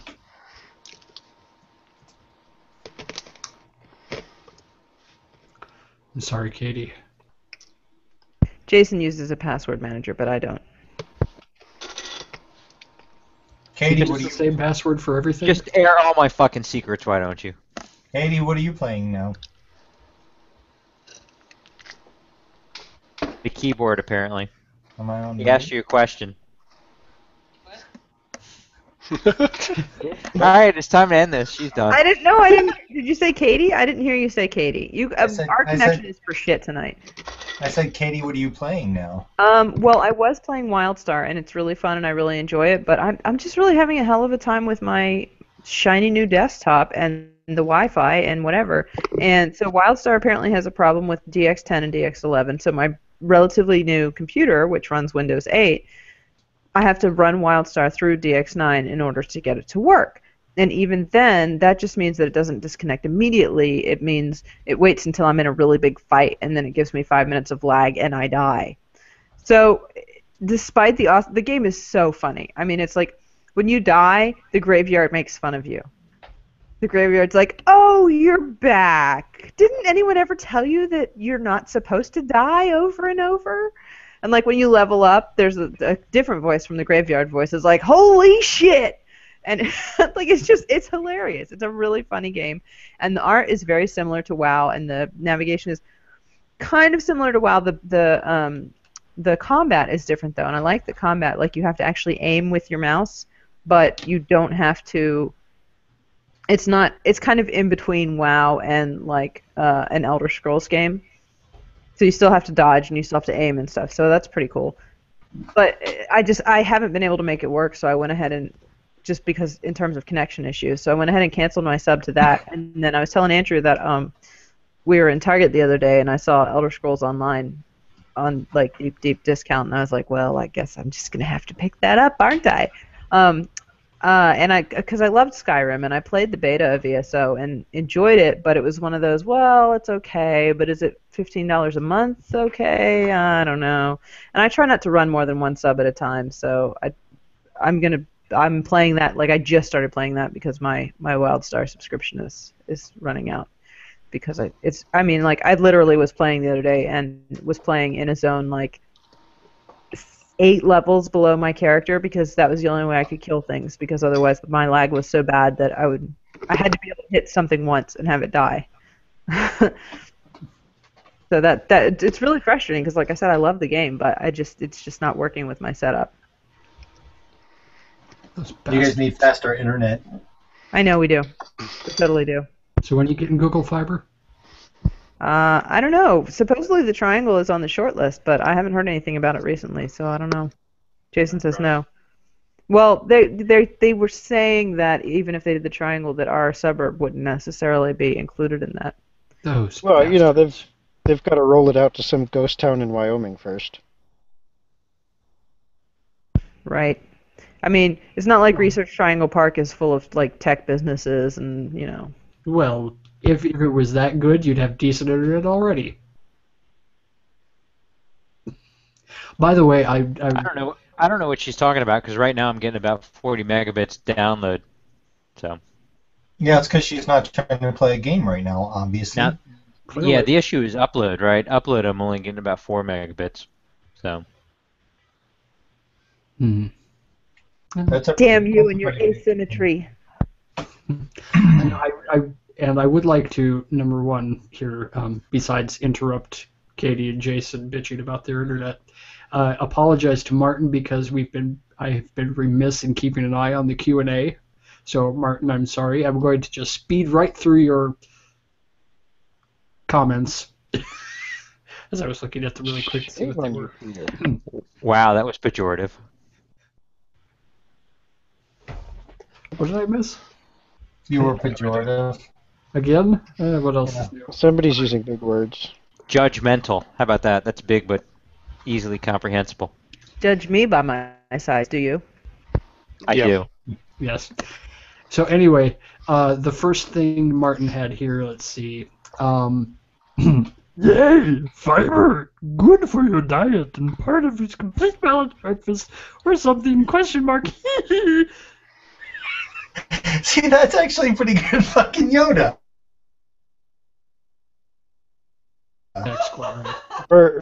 For variable definitions of good. Yeah, that too. All right. I enjoyed it. Thank you. I did, yeah. All right, and then We need next to get one Peter to drink more often. Do Kermit this time. A+ would do it again. I'm gonna really mess this up trying to do Kermit. Do Kermit. Do Piggy then. Peter. Come on. I think Piggy sounds just like Yoda, right? You should be able to pull that one off. Higher register. Piggy sounds nothing like Yoda. Well, show us then. Yes, exactly. Show us. No. Anyway. Come on, Peter. Come on. Kermit the Frog here. I think I may be one of only 9 people on the planet that aren't on Elo yet. That was good, but why did you do yet like Woody Allen? I'm confused on what on the aloe is. Yeah. Do I have an ouchie? Oh, Elo. I thought you said aloe. No, Elo. Hello. Hello.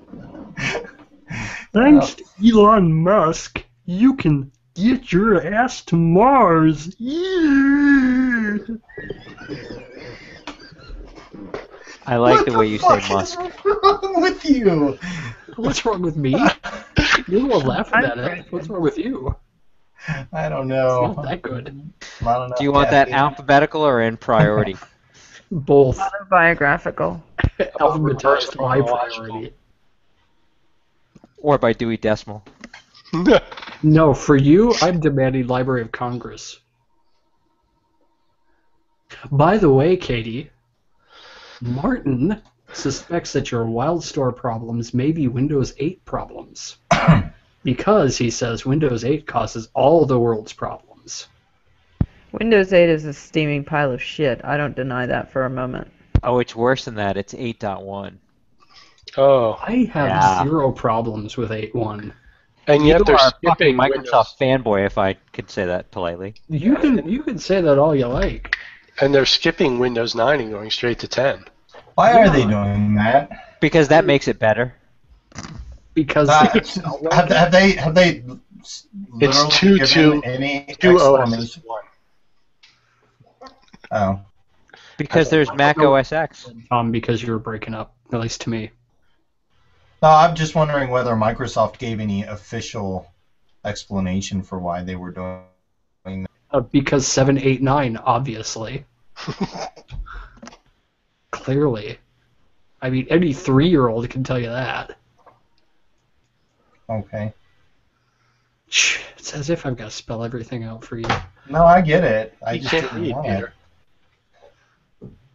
That's true. Anyway. But no, I mean, people bagged on Vista, and I didn't have any problems with Vista either, so maybe I'm just lucky. I don't know. All I know is that when Katie was going over her little list of problems she was having getting her game to run, I fondly remembered the day I went out and bought a PS2 when I decided I didn't ever want to play PC games anymore. But I'm so much better at PC games than I am at console games. But I just pretty much the same anymore. No, because console games have 9,286 buttons that I don't know how any of them work yet, and I know how to use my mouse now, so... I was going to say, wait. Your mouse has got like 25 fucking buttons. Yes, and my subconscious knows where they all are. Which one's the circle on the PS3? Right. I have no idea if that's correct. Tom, where's the circle on the PS3? Right there. Right. Show us where the bad console touched you, Tom. Absolutely. It's R2. I know that one. That button has always been bad for me. Something about the middle finger on my right hand just doesn't quite. Oh, there it goes. I mean, to be fair, I've been playing an incarnation of this controller since what, 1999? No, before then.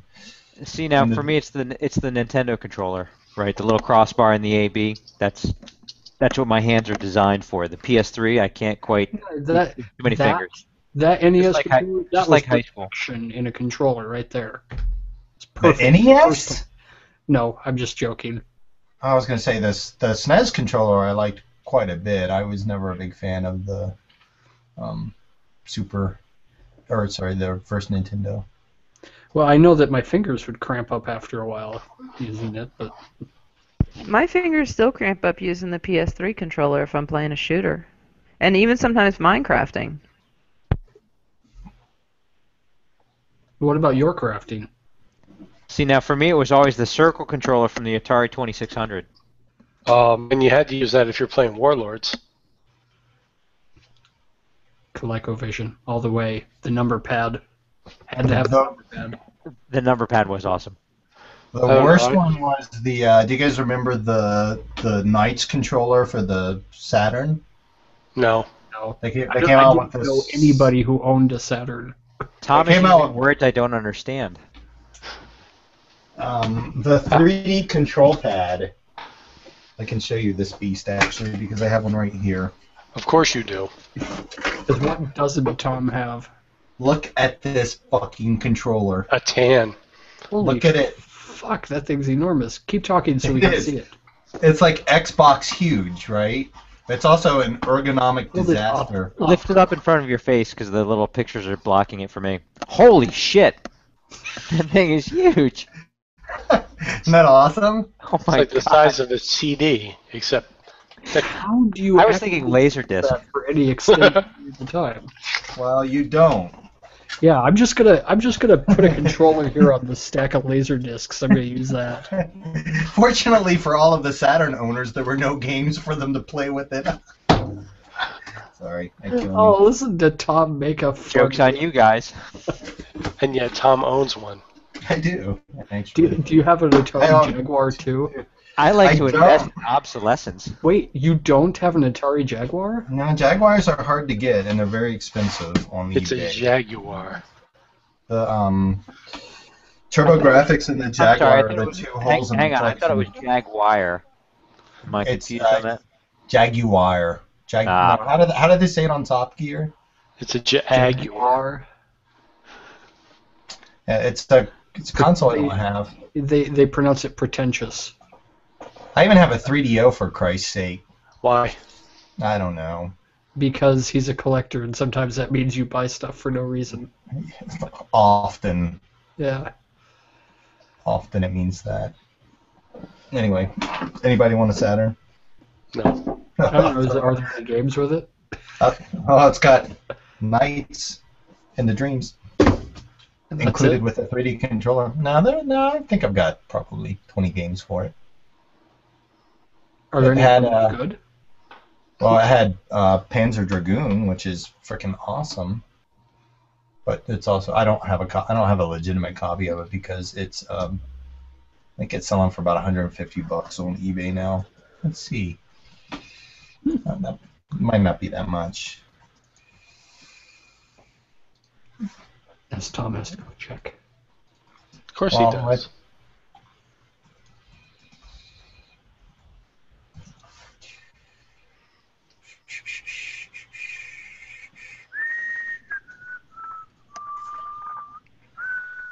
Right?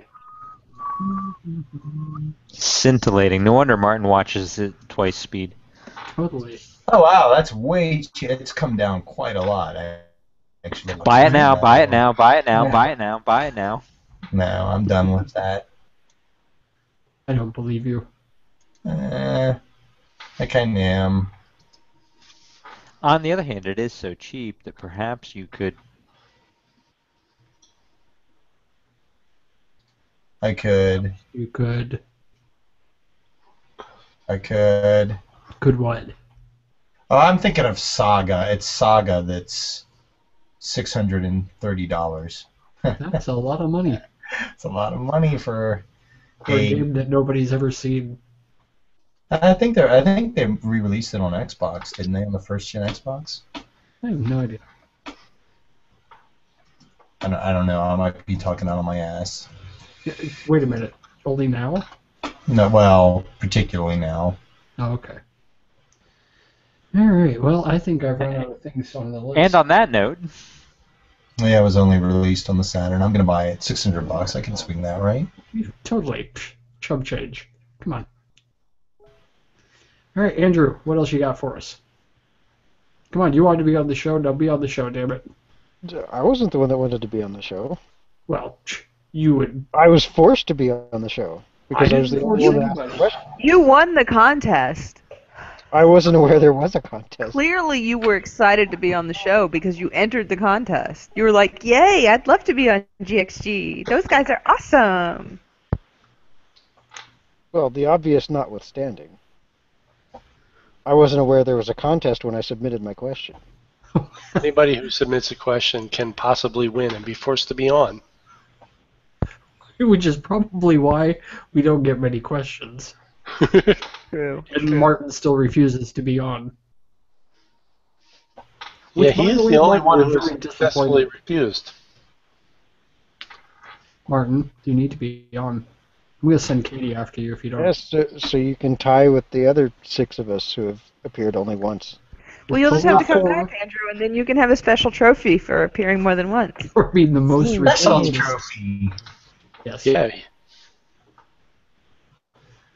You know, when you say a lot of people have been on once and then never again, it sounds kind of bad. I told you to bury the bodies deeper. That's $10, not $5. Jeez. At least pay the $50 and make sure they're dead. Well, first. I think we've run out of things to say. An hour and a half ago. Not me. No, you still have stuff to say, Tom? No, there's still people on Tom's lawn. Man, Why don't you yell at the times. sky for a bit again? Come on. What? Go ahead, yell at the sky a bit. Come on. The sky? Yes, the clouds are rolling by. Yell at them. It's blue. I don't get it. When you were a kid, that sky was a different shade of blue. Come on. Shake your fist, Tom. Get angry. Pull your pants up to your nipples and complain about the government. You could take us on a virtual tour of all of your consoles. I could. To go off air at that moment. As riveting as that sounds, some of us have to work tomorrow. Which is to say not. All right. Well, I'd like to thank our very special, very silent guest, Andrew. I told you before we started that I'm not much of a talker. That's okay. He's been Minecrafting. Yeah. I hope he makes a giant phallus out of granite. I was going to say I hope you built something interesting, but... Yeah, which I was one thinking for it? Tombstone. No, my nephew is the one that builds the giant penises. Oh, okay. You do know that this is like on air and anybody can watch it, right? Oh, yeah. Okay, just checking. All right, well, thank you, everybody, especially Martin, because he's probably the only one who was actually watching the entire time. No, joining Kurt us. watched some of the beginning. Oh, well, thank you, Kurt, also. Well, he's not watching now, because... Because he's Well, Kurt. that's because it's almost midnight in Jersey. It's almost midnight in Carolina and in Florida, too. See? Yeah, but that's not Jersey. Thank goodness. I thought it was always midnight in Jersey. It's 2 No, minutes it's of always midnight sunny in Jersey. Philadelphia. No, it's always sunny in Philadelphia. I just don't think that's true. Okay, well, anyway, thank you for everybody who's watching now and may or may not watch in the future. Have a good evening.